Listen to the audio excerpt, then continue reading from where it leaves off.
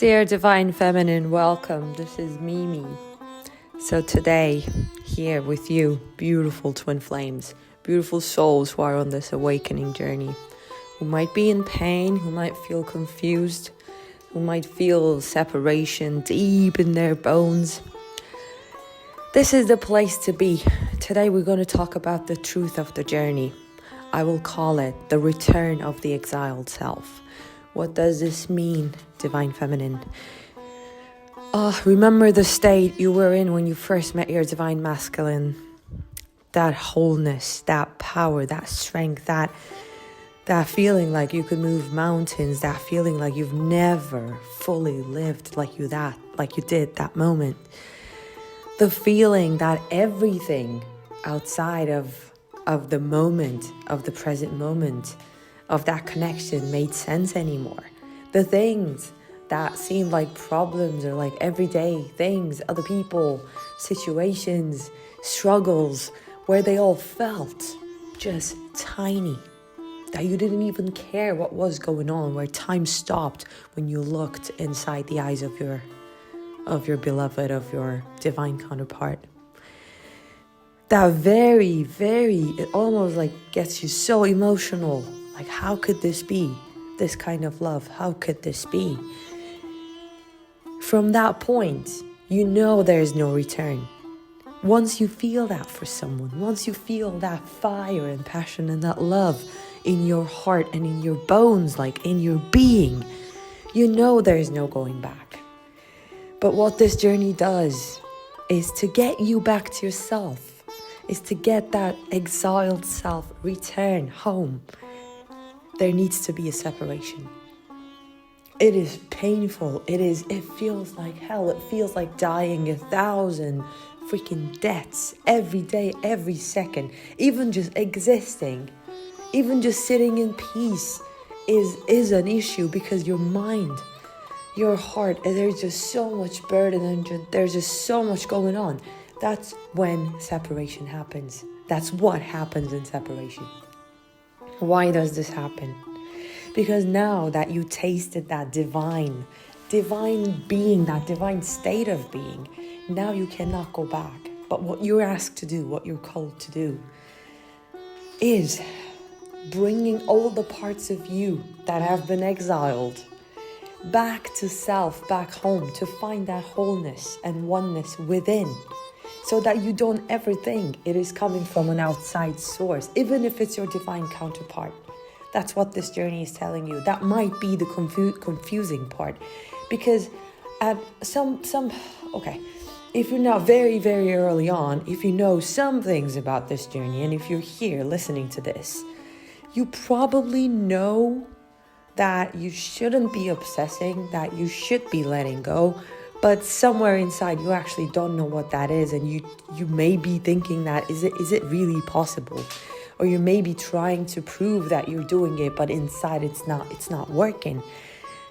Somehow, you know what to do, but you can't really do it.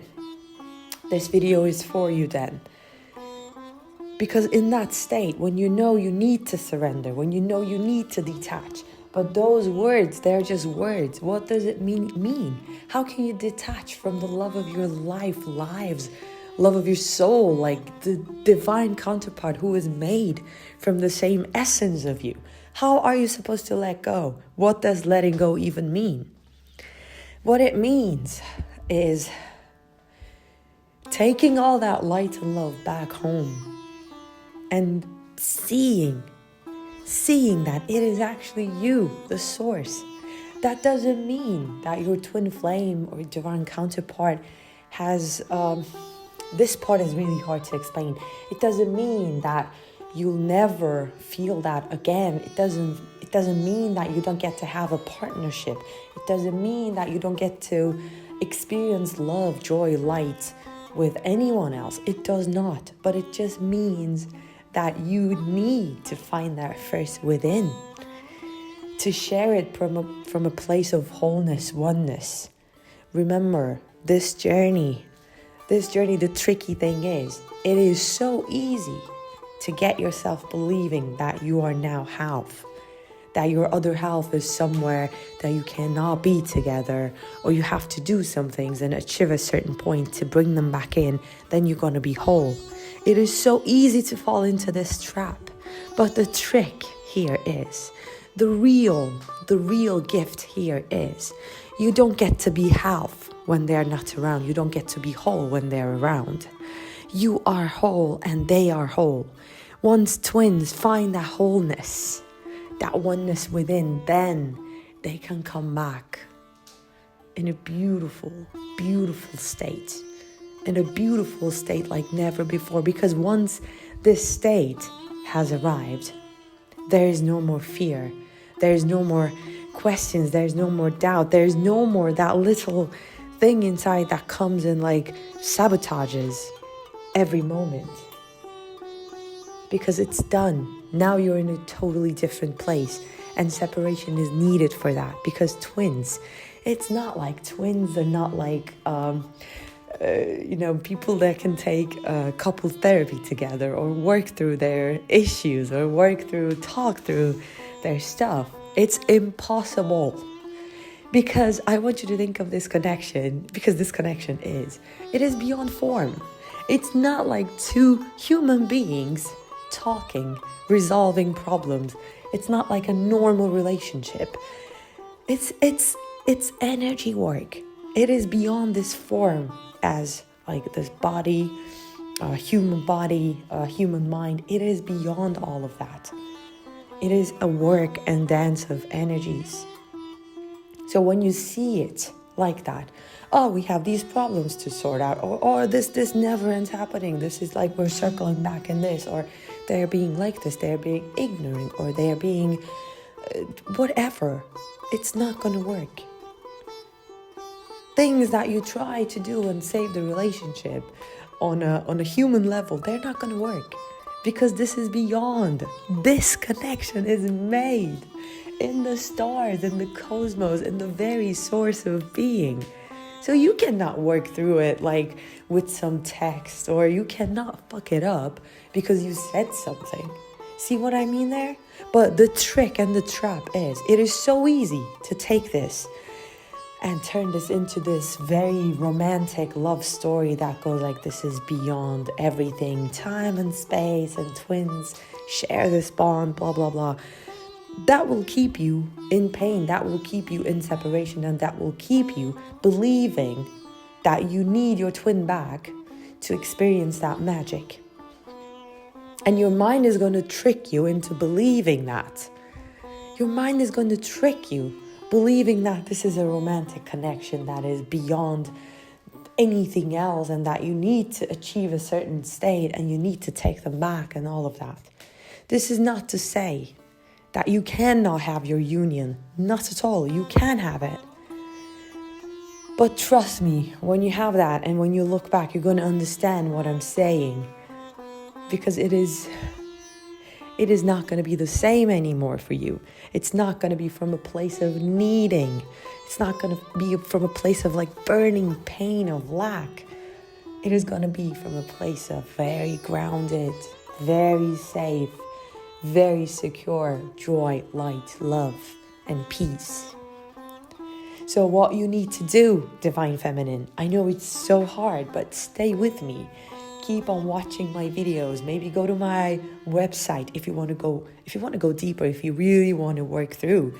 Because this is about bringing back the exiled self. Everything that you thought was too much about you, everything that you thought was unacceptable about you, everything that you learned to silence about yourself, now it's coming back. Now you're not going to believe it. Like the person you were 6 months ago, 6 years ago, sometimes 6 weeks, 6 hours ago, you're not going to recognize them, because this journey is very transformative and it doesn't stop. It doesn't stop. It's going on and on and on. Sometimes your mind is going to think that you're in control. The mind is in control, but actually it's not. Because it's happening, it's unfolding, and your mind is just trying to keep up, thinking that it happened because you performed a certain healing or you did something, to change the course of the journey. But actually, It is already happening. It is happening in your sleep. It is happening in the realms. It is happening in the very core of your being. You're being transformed. So if your mind is very active and very strong, and if your ego is really, it's gonna take time, and it's gonna take resistance. But this is like peeling the layers of an onion. So we're peeling those layers of resistance to coming back to self. But it is happening. But it should be a comforting thought, because you cannot stop it. You cannot actually manipulate it. Sometimes this feels scary to the mind, because the mind wants answers like, okay, if I do this, then my twin flame connection is gonna take a shift. If I do that, my twin flame is gonna be communicating with me. If I do this, I will speed up the journey. But it doesn't work like that. It doesn't work like that. What you need to do is just come back home to yourself. Bring that energetic wall down. This I need another video, but go back to my other videos. I tell you all about it. And go to my Twin Flame course, where I tell you what this journey is. What is that energetic wall? How to bring it down? What is the purpose? And how to work through practical tips. So you can do that, and you can take that course. That will give you the tools. But at the end, it is you who's really gonna shift. And this is gonna be a bit general, but as soon as I finish this, I think I'll make another video where I talk about this exiled self, because this is really important. Your mind right now might not want to hear anything about yourself, or about the other aspects of this journey. They just want to maybe hear about like twin flames, what to see before union, like how to bring union in. Go back, I have videos on that too that will help you.